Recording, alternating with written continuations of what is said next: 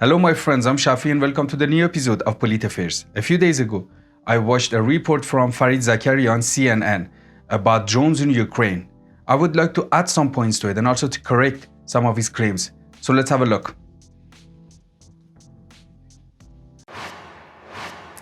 And now for the last look. Russia's invasion of Ukraine is a return to the dark days of old when great powers routinely tried to conquer their smaller neighbors. But this war is being fought in 2022 with new technologies that are reshaping warfare. Among the most important are drones. Now, there's been a lot of breathless coverage on drone strikes, so let me explain what drones can and cannot do. It's important to notice that there are a few countries in the world that paid attention to the importance and effectiveness of drones in future wars. The first country was United States, which started using them back in the Vietnam War. And then comes Britain, China, Israel, Iran, and Turkey. So less than 10 states now have really functional and decisive drones. In the first few weeks of the war, Ukrainians hailed the use of Turkish-made Bayraktar drones in beating back the Russian invasion. Videos circulated of those drones pounding Russian convoys with laser-guided explosives. Grateful Ukrainians named animals and babies Bayraktar. A song about the Bayraktar went viral. Bayraktar. I should add that CNN is an American cable news network for which Fareed Zakaria works. I really respect him for most of his realistic and journalistic analysis, but in the end of the day, he is a soldier for American policy. So while watching this video, keep this in your mind. In recent days, Russia has grabbed headlines with a different kind of drone, Iranian-made kamikaze drones. These don't fire weapons, but are themselves the weapon, sent to smash into targets in Kyiv and other cities. But the focus on attack drones, whether they fire weapons or are themselves the weapon, misses the point. More than being a force on their own in this war, drones have enhanced other forms of power. They are not the heroes, but trusty sidekicks. They generally lack the firepower to take out major targets. Experts believe the big damage to Ukrainian infrastructure during the kamikaze attacks has actually been from cruise missiles. The drones helped by flooding the zone to overwhelm Ukraine's air defenses. Well, you all know the story of this Bayraktar TB2 Turkish drone. By the way, did you know that even the name is Persian? Bayrak, or in Farsi Bayrak, means flag, and Dar is a Persian suffix meaning owner. So Bayraktar, or in Farsi Beyraqdar, means the flagship. Here Fareed Zakaria doesn't point out that Ukrainian officials lately have been criticizing this drone. Well, it's not weird because Turkey is a NATO member and all the Western propaganda has been circulating in recent 2 years to prove that this is a game changer.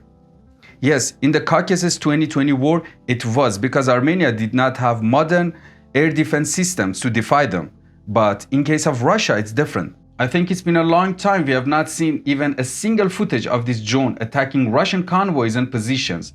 Russia claimed 2 months ago that it has shot all of them down. In another video, I told you that Ukrainians have been calling this drone ineffective. You can watch it here if you haven't. Ukraine has used kamikaze drones against Russia as well. About the case of Iranian drones in Ukraine, we have a number of videos, you could watch it on my channel. But look, here Fareed again does not say which kamikaze drone Ukraine is using. It's American Switchblade drone, which has not been effective at all, because if it was, American and Ukrainian news cables would have been talking about it all day long.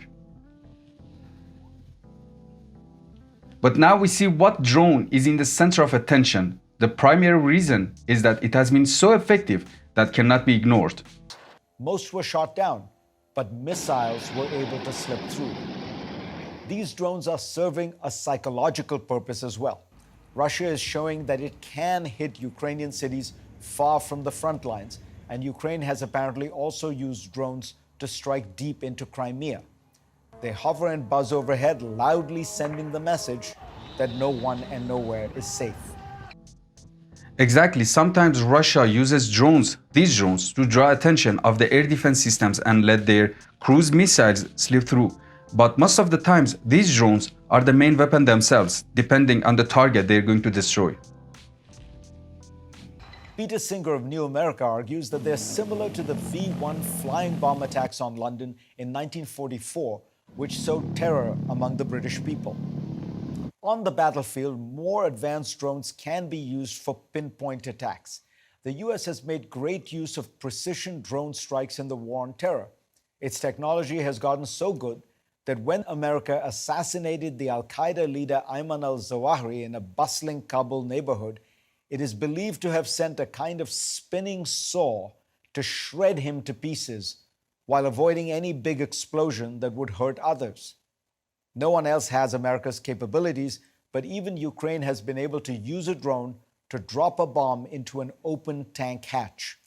The most important role for drones in Ukraine, says Peter Lee of the University of Portsmouth, is not in attacking themselves, but in providing surveillance and reconnaissance for heavy weaponry to take out high-value targets.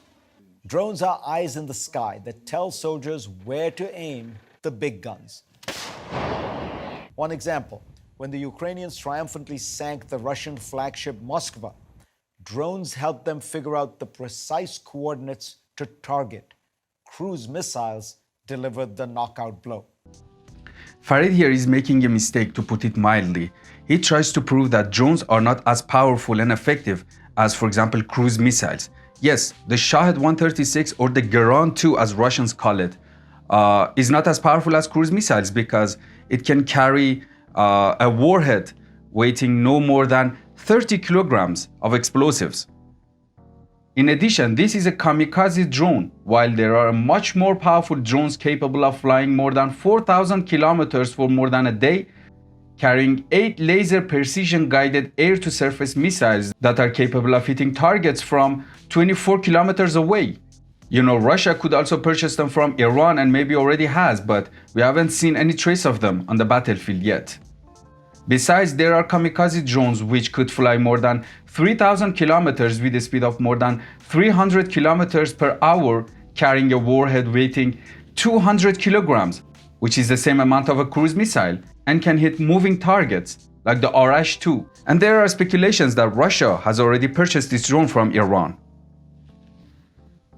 But remember, drone technology is still in its infancy.